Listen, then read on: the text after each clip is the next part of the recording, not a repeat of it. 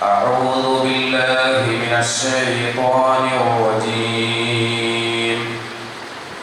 بسم الله الرحمن الرحيم.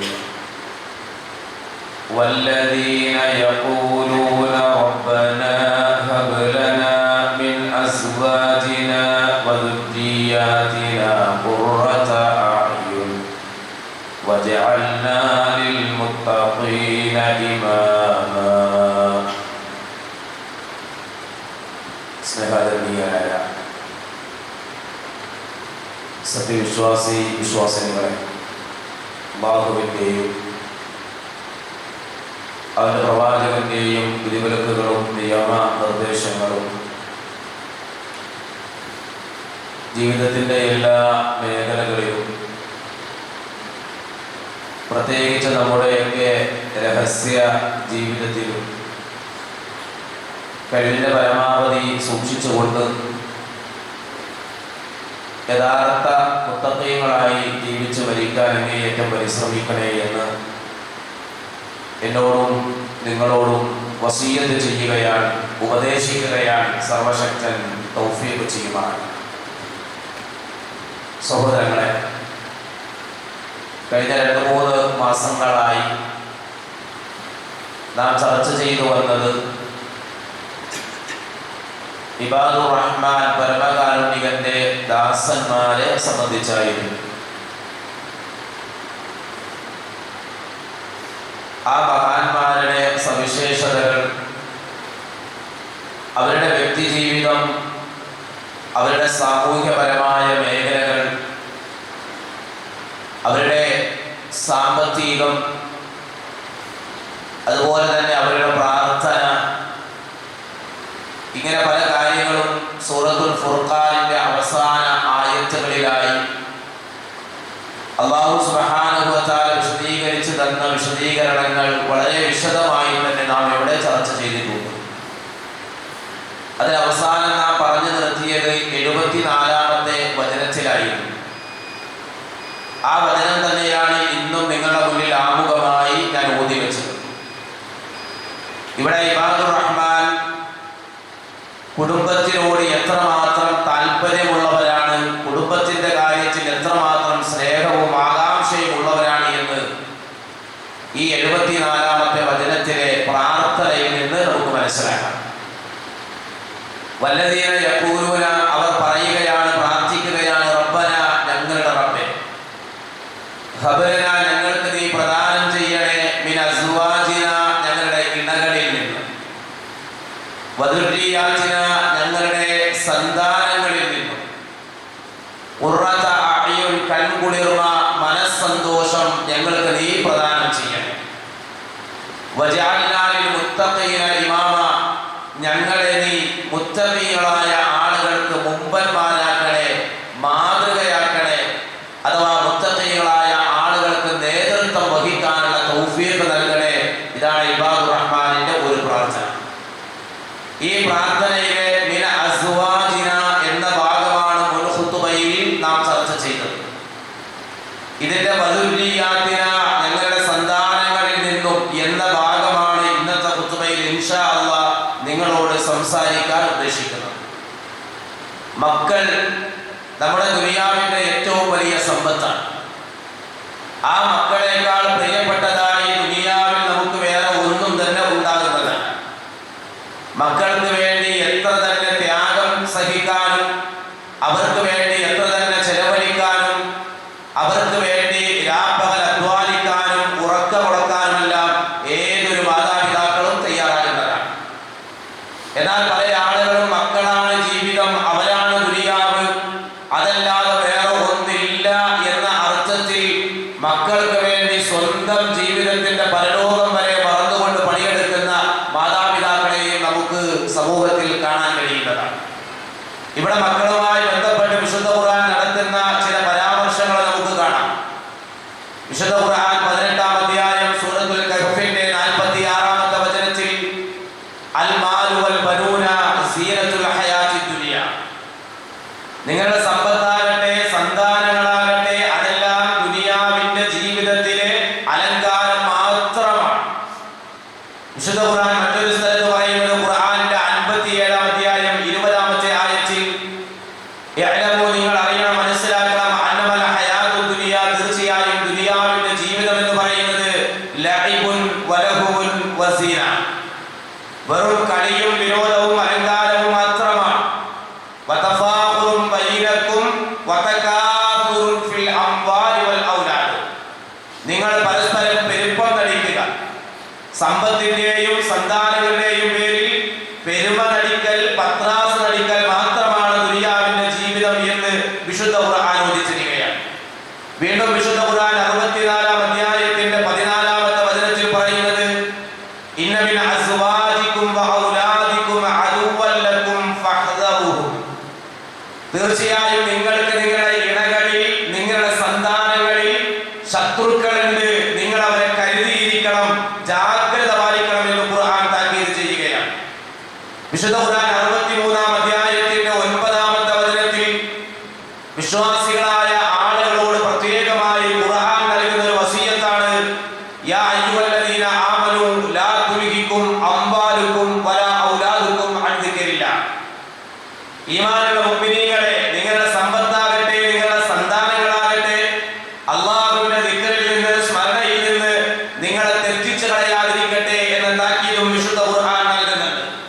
വീണ്ടും വിശുദ്ധ ഖുർആൻ പറയുകയാണ് 64-ാം അധ്യായത്തിന്റെ 15-ാമത്തെ വചനത്തിൽ ഇന്നമാ അംവാലുകും വഔലാദുകും ഫിത്ന, തീർച്ചയായും നിങ്ങളുടെ സമ്പത്താകട്ടെ, സന്താനങ്ങളാകട്ടെ അതെല്ലാം ഒരു ഫിത്നയാണ്, ഒരു പരീക്ഷണമാണ് എന്ന അർത്ഥത്തിലും വിശുദ്ധ ഖുർആൻ നമ്മുടെ മുന്നിൽ ഓതി തരുന്നുണ്ട്. ഇങ്ങനെ മക്കളുമായി ബന്ധപ്പെട്ട് വിശുദ്ധ ഖുർആൻ നടത്തിയ നിരവധി പരാമർശങ്ങളിൽ വളരെ ഗൗരവമേറിയ ചില പരാമർശങ്ങൾ മാത്രം നിങ്ങളുടെ ശ്രദ്ധയിലേക്ക് കൊണ്ടുവന്നു എന്നുള്ളതാണ്. മക്കളെ നൽകുന്നതും നൽകാതിരിക്കുന്നതും എല്ലാം അല്ലാഹുവാണ്. നൽകുന്നതും നൽകാതിരിക്കലും എല്ലാം ഒരു പരീക്ഷണത്തിന്റെ ഭാഗമാണ്. വിശുദ്ധ ഖുർആനിൽ അല്ലാഹു സുബ്ഹാനഹു വ തആല പറയുന്നതായി നമുക്ക് കാണാം, ലില്ലാഹി മുൽക്കുസ് സമാവാതി വൽ അർദ്, ആകാശങ്ങളുടെയും ഭൂമിയുടെയും എല്ലാം അധീശാധികാരം അല്ലാഹുവിനാണ്. യഖ്ലുഖു മാ യശാഉ, അവൻ ഉദ്ദേശിക്കുന്നത് എന്താണോ അതവൻ സൃഷ്ടിക്കുന്നു.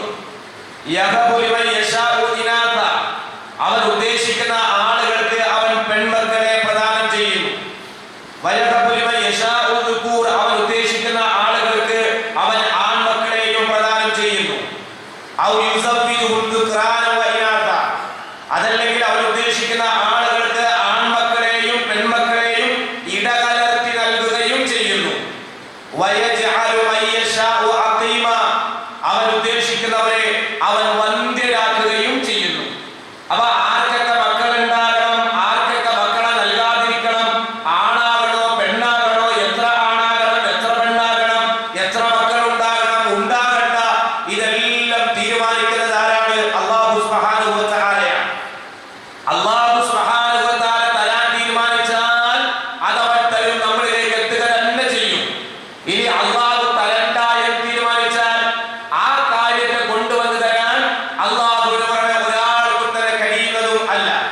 വിശ്വാസികളായ നമ്മളെല്ലാവരും 5 നേരത്തെ നമസ്കാരം കഴിഞ്ഞാൽ നമ്മളെല്ലാവരും പറയുന്ന ഒരു ദിക്റുണ്ട്, അല്ലാഹുമ്മ ലാ മാനിഅ ലിമാ അഅ്തൈത വലാ മുഅ്തിയ ലിമാ മനഅത, അല്ലാഹുവേ നീ നൽകിയത് തടയാൻ ഒരാളില്ല, നീ തടഞ്ഞാൽ അത് നൽകാനും ഒരാളില്ല. എനിക്ക് എന്തെങ്കിലും അല്ലാഹു തരാൻ ഉദ്ദേശിച്ചാൽ അതിനെ തടഞ്ഞു വെക്കാൻ ലോകത്ത് ഒരാൾക്കും കഴിയില്ല. അല്ലാഹു സുബ്ഹാനഹു വ തആല എനിക്ക് തരാതെ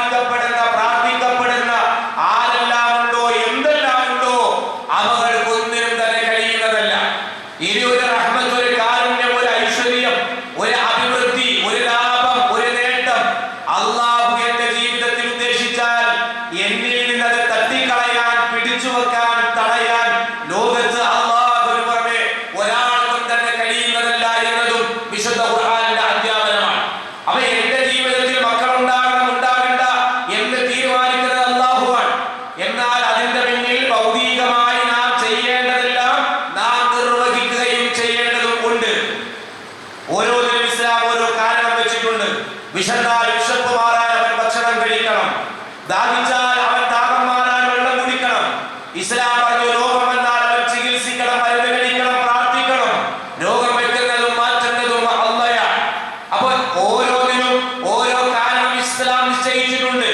ഇവിടെ നാം മനസ്സിലാക്കേണ്ടത് അല്ലാഹു തരാൻ ഉദ്ദേശിച്ചാൽ തടയാൻ ഒരാളില്ല, അല്ലാഹു തടഞ്ഞാൽ നൽകാൻ ഒരാളില്ല.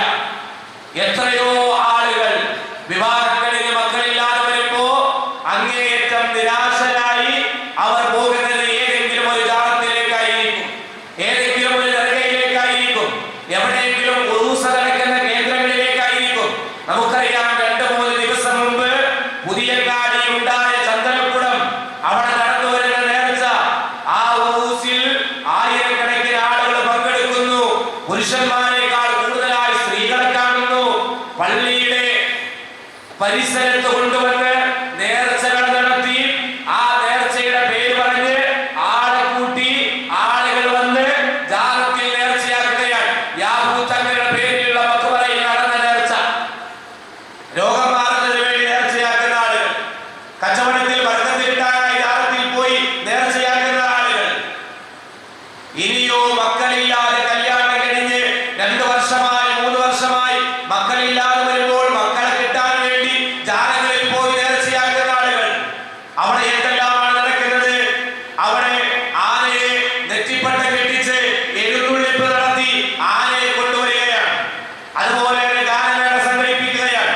ഡാൻസും നൃത്തവും പാട്ടും കൂത്തും സകല ഇസ്ലാമിക വിരുദ്ധമായ പേക്കൂത്തുകളും അള്ളാഹുവിന്റെ പള്ളിയുമായി ബന്ധപ്പെടുത്തിക്കൊണ്ട് മുസ്ലിം സമൂഹത്തിലെ ആളുകൾ കാട്ടിക്കൂട്ടിക്കൊണ്ടിരിക്കുകയാണ്.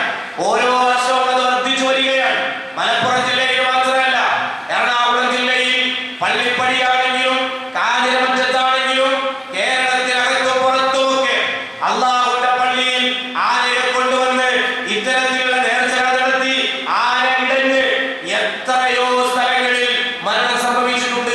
ഇക്കഴിഞ്ഞ ദിവസവും പുതിയങ്ങാടി നമ്മൾ കണ്ടില്ലേ, ഒരു മനുഷ്യനെ ആന ചുഴറ്റിയറിയുന്ന, ഹൃദയം തകർന്നു പോകുന്ന, സഹിക്കാൻ കഴിയാത്ത കാഴ്ചകൾക്ക് മുസ്ലിങ്ങളായ നാം സാക്ഷികളാകേണ്ടി വരികയാണ്.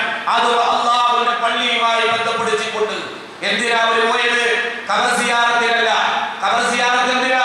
മരണത്തെ കുറിച്ച് ഓർക്കാനാണ്, പരലോകത്തെ കുറിച്ച് ഓർക്കാനാണ്. ഗാനമേള നടക്കുന്ന, ഡാൻസ് നടക്കുന്ന, നർത്തകിമാരും അഴിഞ്ഞാടുന്ന ഈ ഉറൂസിൽ എങ്ങനെയാണ് സഹോദരങ്ങളെ മരണചിന്ത കടന്നു വരിക, പരലോക ചിന്ത കടന്നു വരിക? ഇതൊരു ബിസിനസ്സാണ്. വരുമാനത്തിന് വേണ്ടി നേർച്ചകൾ നടത്തുകയാണ്, എന്നിട്ടോ ആളുകളെ പറ്റിക്കുകയാണ്. ഇത് ആഗ്രഹ സഫലീകരണ കേന്ദ്രമാണ്, പബ്ലിസിറ്റി കൊടുക്കുകയാണ്. ആളുകൾ വന്ന് സങ്കടം പറയുകയാണ്. എന്തുകൊണ്ട് ഇത്തരത്തിലുള്ള ദുരന്തങ്ങൾ ഉണ്ടാകുന്നു? എന്തുകൊണ്ട് ഇത്തരത്തിലുള്ള നേർച്ചകളിൽ മുസ്ലിം പാമര ജനങ്ങൾ കൂടി വരുന്നു എന്ന് ചോദിച്ചാൽ വിശുദ്ധ ഖുർആൻ അവർ പഠിക്കാൻ തയ്യാറായില്ല. വിശുദ്ധ ഖുർആൻ എടുത്ത് അതൊന്ന് വായിച്ചിരുന്നുവെങ്കിൽ, പ്രവാചകന്മാരുടെ ചരിത്രം പരിശോധിച്ചിരുന്നുവെങ്കിൽ, ഖുർആന്റെ 19-ാം അധ്യായം സൂറ മറിയമിൽ അല്ലാഹു സുബ്ഹാനഹു വ തആല സക്കരിയ അലൈഹിസ്സലാത്തു വസ്സലാമിന്റെ ചരിത്രം പറയുന്നുണ്ട്. കല്യാണം കഴിഞ്ഞു, മക്കളില്ല. സക്കരിയ അലൈഹിസ്സലാം തനിക്ക് മുമ്പ് കഴിഞ്ഞു പോയ ഒരു പ്രവാചകന്റെയും ജാറത്തിൽ പോയി നേർച്ചയാക്കിയില്ല. ഒരു പ്രവാചകന്റെയും ഖബറിൽ പോയി സങ്കടം പറഞ്ഞില്ല. തനിക്ക് മുമ്പ് മരണപ്പെട്ടു പോയ ഏതെങ്കിലും ഒരു നബിയുടെ ഹഖ് ജാൽ ബർക്കത്ത് കൊണ്ട് നേടിയില്ല. ഒരു പ്രവാചകനെ കൊണ്ട് അല്ലാഹുവിലേക്ക് തവസ്സുൽ നടത്തിയില്ല. നേർക്ക് നേരെ സക്കരിയ അലൈഹിസ്സലാത്തു വസ്സലാം അല്ലാഹുവിനെ വിളിച്ചുകൊണ്ടാണ് പ്രാർത്ഥിക്കുന്നത്. ഖാല, അദ്ദേഹം പറയുകയാണ്, റബ്ബി, എന്റെ റബ്ബേ, ഇന്നി വഹനൽ അദമു മിന്നി, എന്റെ എല്ലുകളെല്ലാം ബലഹീനമായി ക്ഷയിച്ചു പോയിരിക്കുന്നു. വസ്താന റഅസു ശൈബ, തലമുടിയെല്ലാം നരബാധിച്ചിരിക്കുന്നു. പക്ഷേ നിന്നോട് പ്രാർത്ഥിച്ചിട്ട് ഞാൻ നിരാശനല്ല. ഞാൻ പ്രാർത്ഥിക്കുന്നത് എന്റെ റബ്ബിനോടാണ്, അതുകൊണ്ട് ഞാൻ നിരാശനല്ല.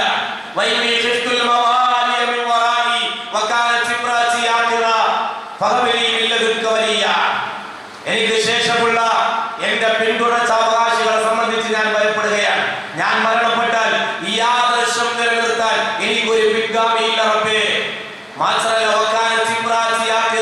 എന്റെ ഭാര്യയാകട്ടെ വന്ധ്യതയുള്ളവളാണ്, പ്രസവിക്കാത്ത പെണ്ണാണ്. നിന്റെ പക്കൽ നിന്ന് എനിക്കൊരു പുത്രത്തെ നീ എനിക്ക് പ്രദാനം ചെയ്യണം. എല്ലുകൾ ബലഹീനമായി, തലമുടിയെല്ലാം നിറബാധിച്ചു. ചരിത്രം പറഞ്ഞു 80-85 പ്രായം എത്തി നിൽക്കുന്ന, വാർദ്ധക്യത്തിൽ നിൽക്കുന്ന, തൊലികളെല്ലാം ശരീരമെല്ലാം ചുക്കിച്ചുളിഞ്ഞ, തലമുടിയെല്ലാം നിറച്ചുപോയ, അതിനേക്കാൾ ഉപരി എന്റെ ഭാര്യയാകട്ടെ പ്രസവിക്കാത്ത പെണ്ണാണ്. പക്ഷേ ഞാൻ പ്രാർത്ഥിക്കുന്നത് എന്റെ റബ്ബിനോടാണ്. അതുകൊണ്ട് ഞാൻ നിരാശനല്ല. ഈ പ്രായത്തിലും ഇത്രയേറെ ദൗർബല്യങ്ങൾ എന്റെയും ഭാര്യയുടെയും ജീവിതത്തിൽ ഉണ്ടെങ്കിലും ഞാൻ നിരാശനല്ല റബ്ബേ. ഞാൻ പ്രാർത്ഥിക്കുന്നത് എന്റെ റബ്ബിനോടാണ്. അതുകൊണ്ട് റബ്ബേ, എനിക്ക് നീ ഒരു സന്താനത്തെ പ്രദാനം ചെയ്യണം. യാ സക്കരിയ ഇന്നാ നുബശ്ശിറുക ബിഗുലാമിൻ ഇസ്മുഹു യഹ്യ ലം നജഅൽ ലഹു മിൻ ഖബ്ലു സമിയ. യഹ്യ എന്ന പേരുള്ള ഒരു ആൺകുഞ്ഞിനെ സംബന്ധിച്ച് അല്ലാഹു സുബ്ഹാനഹു വ തആല സന്തോഷ വാർത്ത അറിയിക്കുകയാണ്. വന്ധ്യതയുള്ള സക്കരിയ അലൈഹിസ്സലാത്തു വസ്സലാമിന്റെ ഭാര്യ, ആ ഭാര്യയുടെ ശരീരത്തിന്റെ ആന്തരിക അവയവങ്ങളെ ഗർഭം വഹിക്കാൻ പറ്റുന്ന രൂപത്തിലേക്ക് അല്ലാഹു സുബ്ഹാനഹു വ തആല മാറ്റുകയാണ്.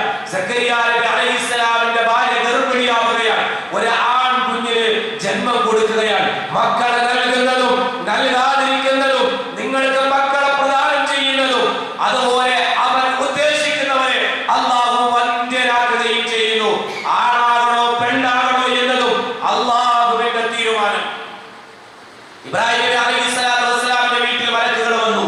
വിശുദ്ധ ഖുർആൻ 51-ാം അധ്യായം സൂറത്തുൽ ദാരിയാത്തിൽ പറയുന്നുണ്ട്, ഹൽ അതാക ഹദീസു ദൈഫി ഇബ്രാഹിം അൽ മുക്രമീൻ. ഇബ്രാഹിം അലൈഹിസ്സലാമിന്റെ വീട്ടിൽ വന്ന ആദരണീയരായ ആ മലക്കുകളുടെ വർത്തമാനം നബിയെ താങ്കൾക്ക് വന്നെത്തിയോ? ഇദ്ദഖലു അലൈഹി ഫഖാലു സലാമ. അവർ വീട്ടിൽ പ്രവേശിച്ചു, സലാം ചൊല്ലി. ഖാല സലാം. ഇബ്രാഹിം അലൈഹിസ്സലാം സലാം അടക്കി. ഖൗമുൻ മുൻകറൂൻ, നിങ്ങൾ അപരിചിതരായ ആളുകളാണല്ലോ, ഇരിക്കാൻ പറഞ്ഞു. ഫറാഅ ഇലാ അഹ്ലിഹി ഫജാഅ ബിഇജ്ലിൻ സമീൻ. വീട്ടുകാരുടെ അടുക്കലേക്ക് പോയി.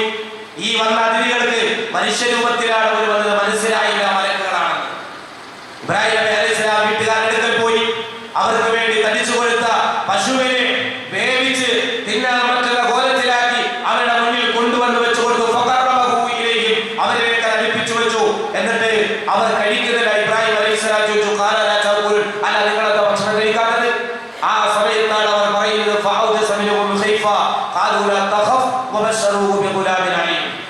ഇബ്രാഹിം താങ്കളെ പൊടിക്കണ്ട, ഞങ്ങൾ മലക്കുകളാണ്, ഞങ്ങൾ ഭക്ഷണം കഴിക്കുന്നവരല്ല, ഞങ്ങൾ വന്നത് ഒരു സന്തോഷ വാർത്ത അറിയിക്കാൻ. ഞങ്ങൾ ലൂത്ത് അലൈഹിസ്സലാമിന്റെ ജനതയിലേക്ക് പോവാൻ. അവൻ അതിൽ വിട്ടിരിക്കുകയാണ്, സ്വർഗ്ഗക്കാരാണ്, അവരെ നശിപ്പിക്കാൻ പോവുകയാണ്.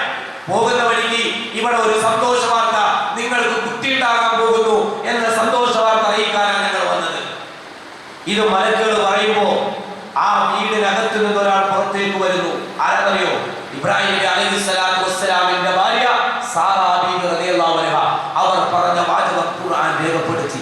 ഫഅഖബലത് ഇംറഅതുഹു ഫീ സർറത്തിൻ ഫസക്കത് വജ്ഹഹാ വഖാലത് അജൂസുൻ അഖീം. അത്യുച്ചത്തിൽ ശബ്ദമുണ്ടാക്കിക്കൊണ്ട് അവൾ പുറത്തേക്ക് വരികയാണ്. അത്ഭുതം കൂറിക്കൊണ്ട്, ആശ്ചര്യത്തോടെ തന്റെ രണ്ട് കൈകളും കവളത്തടിച്ചുകൊണ്ട്, അത്ഭുതം കൂറിക്കൊണ്ട് ഇബ്രാഹിം അലൈഹിസ്സലാമിന്റെ ഭാര്യ പറയുകയാണ്, വഖാലത് അജൂസുൻ അഖീം. വന്ധ്യയായ ഈ കിഴവിയാണോ പ്രസവിക്കാൻ പോകുന്നത്? അതാണ് അല്ലാഹുവിന്റെ തീരുമാനം. ഇബ്രാഹിം അലൈഹിസ്സലാത്തു വസ്സലാമക്ക് മക്കളുണ്ടായി. ഒരു ജാറത്തിലും പോയില്ല, ഒരു കബറിലും നേർച്ചയാക്കിയില്ല. തനിക്ക് മുമ്പ് കഴിഞ്ഞു പോയ ഒരു പ്രവാചകൻ അടുക്കലും പോയി സങ്കടം പറഞ്ഞില്ല. ഒരൊറ്റ പ്രാർത്ഥന, റബ്ബി ഹബ്ലി മിനസ് സ്വാലിഹീൻ. ഖുർആൻ 37-ാം അധ്യായം 100-ാമത്തെ ആയത്തിൽ ഇബ്രാഹിം അലൈഹിസ്സലാത്തു വസ്സലാമിന്റെ പ്രാർത്ഥന കാണാം. റബ്ബി ഹബ്ലി മിനസ് സ്വാലിഹീൻ. നിരന്തരമായി ഇബ്രാഹിം അലൈഹിസ്സലാത്തു വസ്സലാം പ്രാർത്ഥിച്ചുകൊണ്ടേയിരുന്നു. അല്ലാഹു സുബ്ഹാനഹു വ തആല പ്രാർത്ഥന സ്വീകരിച്ചു. ഇബ്രാഹിം അലൈഹിസ്സലാത്തു വസ്സലാമക്ക് മക്കളുണ്ടായി. സാറയിൽ ഇസ്ഹാഖ് ഉണ്ടായി, ഹാജർ ബീവിയിൽ ഇസ്മായിൽ അലൈഹിസ്സലാം ഉണ്ടായി. രണ്ടുപേരെയും അല്ലാഹു സുബ്ഹാനഹു വ തആല പ്രവാചകന്മാരാക്കുകയും ചെയ്തു. പ്രാർത്ഥനയുടെ ഫലം റബ്ബി ഹബ്ലി മിനസ് സ്വാലിഹീൻ. റബ്ബേ, സ്വാലിഹായ മക്കളെ പ്രദാനം ചെയ്യണമെന്നാണ്. ഇതാണ് നമ്മളും അവരും തമ്മിലുള്ള ഒരു വ്യത്യാസം. നമ്മൾ കല്യാണം കഴിഞ്ഞിട്ട് എന്താ പ്രാർത്ഥിച്ചത്? മക്കൾ ഉണ്ടാകാൻ വേണ്ടി നമ്മൾ പ്രാർത്ഥിച്ചു. നമ്മുടെ പ്രാർത്ഥന അല്ലാഹു സ്വീകരിച്ചു. നമുക്ക് മക്കളുണ്ടായി, വളർന്നു, വലുതായി, ഓടി നടക്കാനായി, പുറത്തേക്ക് ഇറങ്ങി നടക്കാൻ തുടങ്ങി. സമാധാനം പോയി. ടെൻഷനായി. മുമ്പൊക്കെ പെൺമക്കൾ വളർന്നു വരുമ്പോഴാണ് മാതാപിതാക്കൾക്ക് ആദ്യം ഉണ്ടാവുക. ഇപ്പൊ ആൺമക്കൾ വളർന്നു വന്നാൽ ഉമ്മയും വാപ്പയും അങ്ങേയറ്റം ഭയപ്പെടുകയാണ്. പോലീസ് സ്റ്റേഷനിൽ കോൾ വരികയാണ്, ഇന്ന വ്യക്തിയല്ലേ നിങ്ങളുടെ മകൻ, ഇന്നലെ അവന്റെ പേര്, ശരി നിങ്ങളൊന്ന് സ്റ്റേഷൻ വരെ വരണം, ഓരോണ്ട് ഒന്ന് ഇറക്കിക്കൊണ്ടിരിക്കോ. ഒന്ന് ആലോചിക്കുക നിങ്ങൾ. കഴിഞ്ഞ ആഴ്ചയിലാണ് തൃശ്ശൂര് സ്വരാജ് റോഡിലിരുന്ന് ഏതാനും ചെറുപ്പക്കാര് 14, 15, 16 വയസ്സുള്ള മക്കൾ മദ്യലഹരിയിൽ സ്വബോധമില്ലാതെ ആ റോഡിലിരുന്നു കൊണ്ട് അവരിങ്ങനെ സംസാരിച്ചു കൊണ്ടിരിക്കുകയാണ്. അതിനിടയിലേക്ക് ഒരു യുവാവ് വരുന്നു.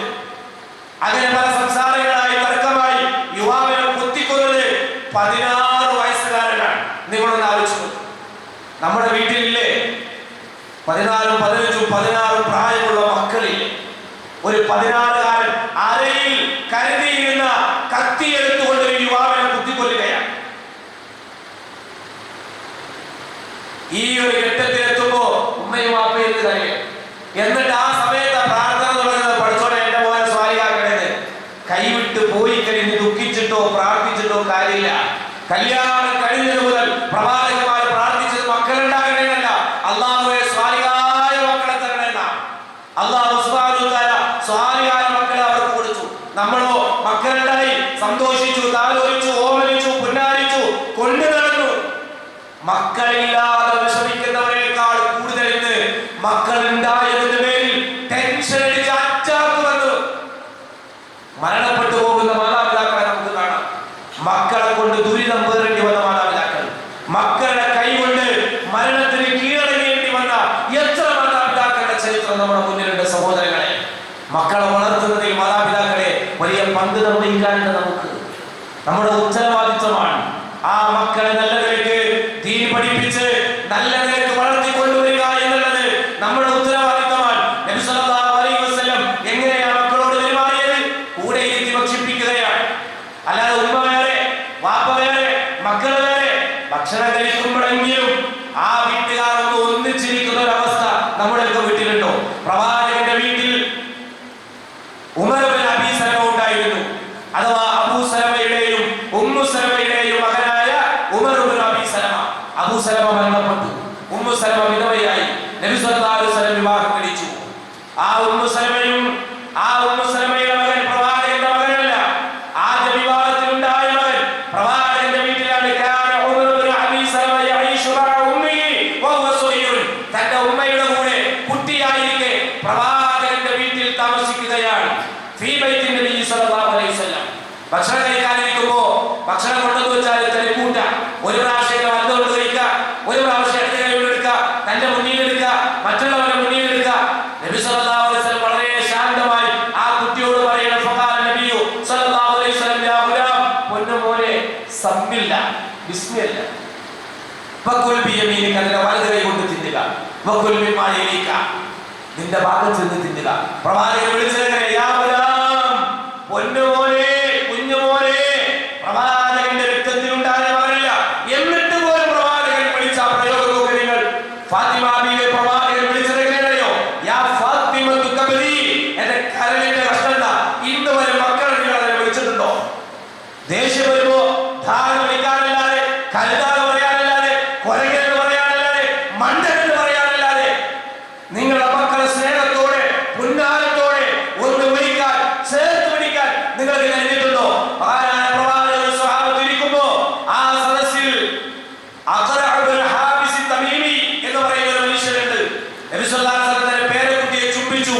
ഈ മനുഷ്യൻ പറയാ, അല്ലാഹു എനിക്ക് 10 മക്കളെ തന്നു, ഞാൻ ഒരു മക്കളെ പോലും ഇതുവരെ ചുംബിച്ചിട്ടില്ല.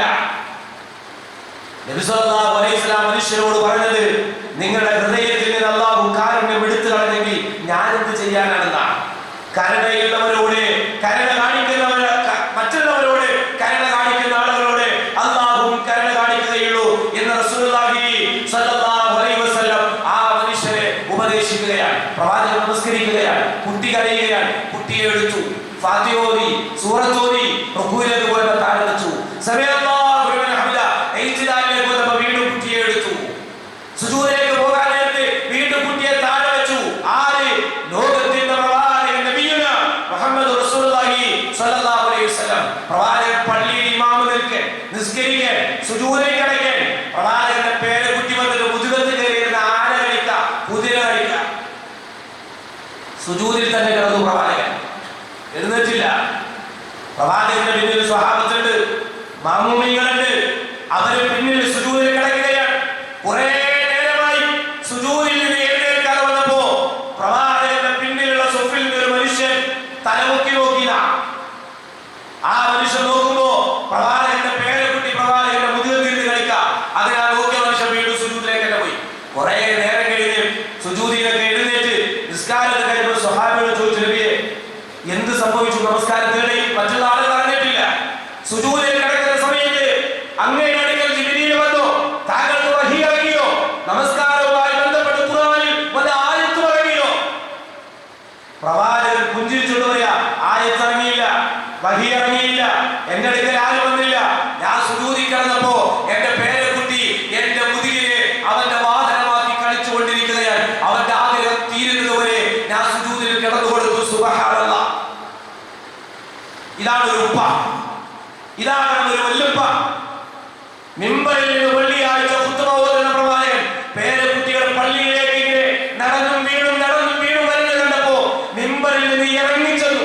ആ കുട്ടികളെ വാരിയെടുത്തു, ഉമ്മ വെച്ചു, എന്നിട്ട് താഴെ വെച്ചു. വീണ്ടും മിമ്പറിൽ കയറി നബി സല്ലല്ലാഹു അലൈഹി വസല്ലം തന്റെ ഖുത്ബ നിർവഹിക്കുകയാണ്. ഇങ്ങനെയാണ് മക്കളെ പോറ്റേണ്ടത്, ഇങ്ങനെയാണ് മക്കളുമായി നമ്മൾ സമയം ചെലവഴിക്കേണ്ടത്.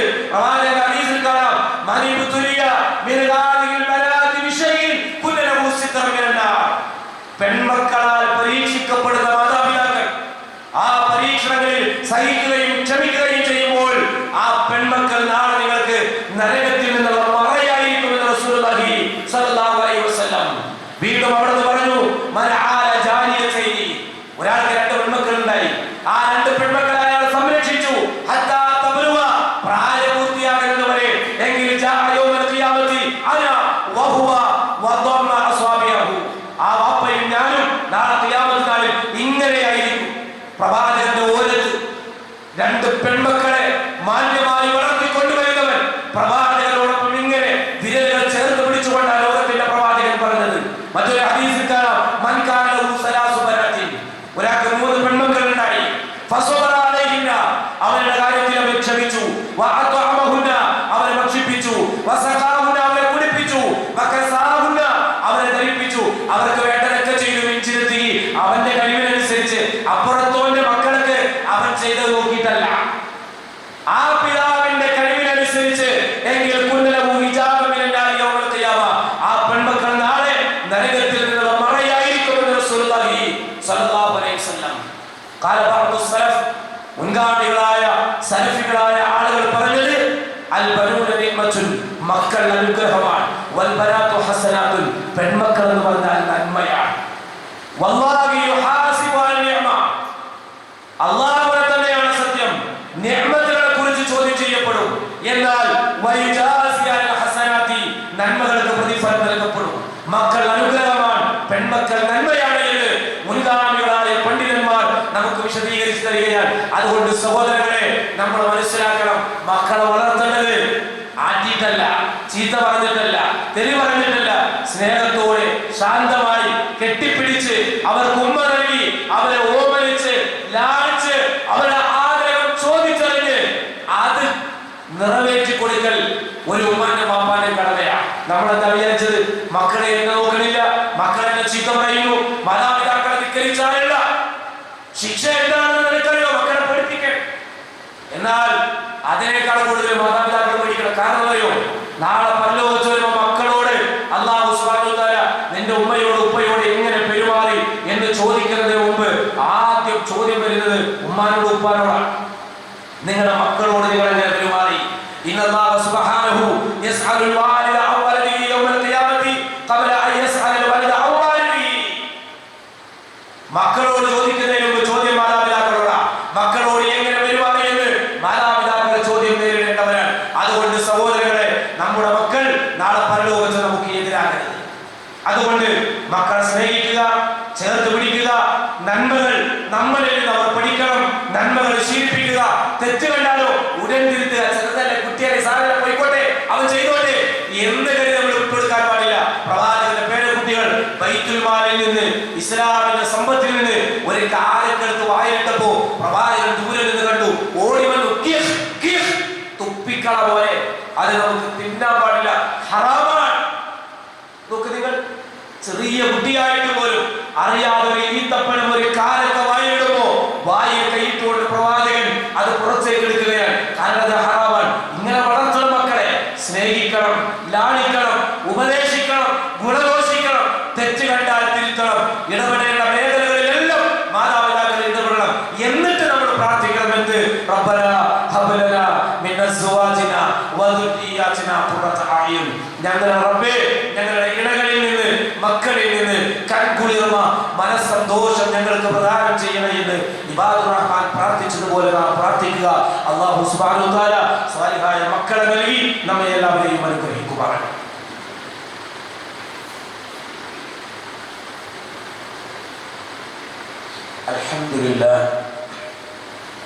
അൽഹംദുലില്ലാഹി റബ്ബിൽ ആലമീൻ. اللهم صل على محمد وعلى آل محمد. يا أيها الذين آمنوا اتقوا الله حق تقاته ولا تموتن إلا وأنتم مسلمون. عن أبي هريرة رضي الله عنه قال قال رسول الله صلى الله عليه وسلم إذا مات الإنسان انقطع عمله إلا من ثلاث: صدقة جارية أو علم ينتفع به أو ولد صالح يدعو له. رواه مسلم. ഒരിക്കൽ കൂടി അല്ലാഹുവിന്റെ വിധിവിലക്കുകൾ ജീവിതത്തിൽ സൂക്ഷിക്കുന്ന മുത്തഖീകളായി തീരുവാൻ ഉണർത്തുകയാണ്, ഉപദേശിക്കുകയാണ്. സഹോദരങ്ങളെ, അബൂ ഹുറൈറ റളിയല്ലാഹു അൻഹുവിൽ നിന്ന് ഇമാം മുസ്ലിം ഉദ്ധരിച്ച ഒരു ഹദീസാണ് നിങ്ങളെ കേൾപ്പിച്ചത്. ഒരു മനുഷ്യൻ മരണപ്പെട്ടാൽ മുറിഞ്ഞു പോകാത്ത 3 പ്രതിഫലങ്ങൾ വിശദീകരിച്ച കൂട്ടത്തിൽ മൂന്നാമതായി റസൂലുള്ളാഹി സ്വല്ലല്ലാഹു അലൈഹി വസല്ലം പറഞ്ഞത് ഔവലദിൻ സ്വാലിഹിൻ യദ്ഉ ലഹു. തനിക്ക് വേണ്ടി പ്രാർത്ഥിക്കുന്ന സ്വാലിഹായ മക്കളുടെ പ്രാർത്ഥന എന്നാണ്. സ്വാലിഹായ മക്കളെ ഈ ദുനിയാവിൽ ബാക്കി വെച്ചിട്ടാണ് ഒരു ഉമ്മയും ഉപ്പയും മരണപ്പെടുന്നതെങ്കിൽ ആ മക്കളുടെ പ്രാർത്ഥന, ആ മക്കൾ ചെയ്യുന്ന നന്മയായി എന്തെല്ലാം ഉണ്ടോ അതെല്ലാം മുറിഞ്ഞു പോകാത്ത പ്രതിഫലമായി മാതാപിതാക്കളുടെ ഖബറിലേക്ക് വന്നുകൊണ്ടിരിക്കും എന്നതാണ് ഇസ്ലാമിന്റെ അധ്യാപനം. അതുകൊണ്ട് മക്കളെ ദീൻ പഠിപ്പിച്ച് മതബോധമുള്ളവരാക്കി സ്വാലിഹായ മക്കളായി വളർത്തിക്കൊണ്ടുവരാൻ നമ്മളെല്ലാവരും പരിശ്രമിക്കുക. ഇനി ആരെങ്കിലും തെറ്റിലേക്ക് പോയിട്ടുണ്ടെങ്കിൽ വളരെ സ്നേഹത്തോടെ, നസീഹത്തോടെ അവരെ തിരിച്ചു കൊണ്ടുവരാൻ നമുക്ക് കഴിയണം. ഏതെങ്കിലും ഒരു കുട്ടിയുടെ ഭാഗത്ത് തെറ്റുണ്ടായാൽ ആ കുട്ടിയെയോ ആ കുട്ടിയുടെ മാതാപിതാക്കളെയോ വീട്ടുകാരെയോ ആക്ഷേപിക്കുന്ന, പരിഹസിക്കുന്ന രീതി ഒരിക്കലും ഒരു മുസ്ലിമിന് ചേർന്നതല്ല. കാരണം നമുക്കുമുണ്ട് മക്കൾ. നാളെ നമ്മുടെ മക്കൾ എന്താകുമെന്ന് നമുക്കറിയാൻ കഴിയില്ല. അതുകൊണ്ട് ഒരു കുട്ടിയെയോ ആ കുട്ടി തെറ്റ് ചെയ്താൽ അതിന്റെ പേരിൽ ആ കുട്ടിയുടെ മാതാപിതാക്കളെയോ ആക്ഷേപിക്കുന്ന ഒരു പ്രവണത ഒരിക്കലും വിശ്വാസികളെ നമ്മളിൽ ഉണ്ടാകാൻ പാടില്ല. മക്കളൊക്കെ സ്വാലിഹായി തീരാൻ പ്രാർത്ഥിക്കുകയും അതോടൊപ്പം മാതാപിതാക്കൾ എന്ന നിലക്ക് പ്രയത്നിക്കുകയും അതിനുവേണ്ടി പരിശ്രമിക്കുകയും ചെയ്യുക. നമ്മുടെ മക്കൾ സ്വാലിഹായ മക്കളായി സമൂഹത്തിന് മാതൃകയായി വളർന്നു വരാൻ അല്ലാഹു തൗഫീഖ് ചെയ്യുമാറാകട്ടെ. നമ്മുടെ മക്കൾക്ക് ദീൻ കിട്ടുന്ന ഒരു കേന്ദ്രമാണ് മദ്രസ എന്ന് പറയുന്നത്. മദ്രസയിൽ കൃത്യമായി മക്കളെ പറഞ്ഞു വിടുക, മക്കളെ ഖുർആൻ പഠിപ്പിക്കുക, പ്രവാചക അധ്യാപനങ്ങൾ പഠിപ്പിക്കുക. അതനുസരിച്ച് മക്കളെ വളർത്താൻ നമ്മളെല്ലാവരും ശ്രദ്ധിക്കുക.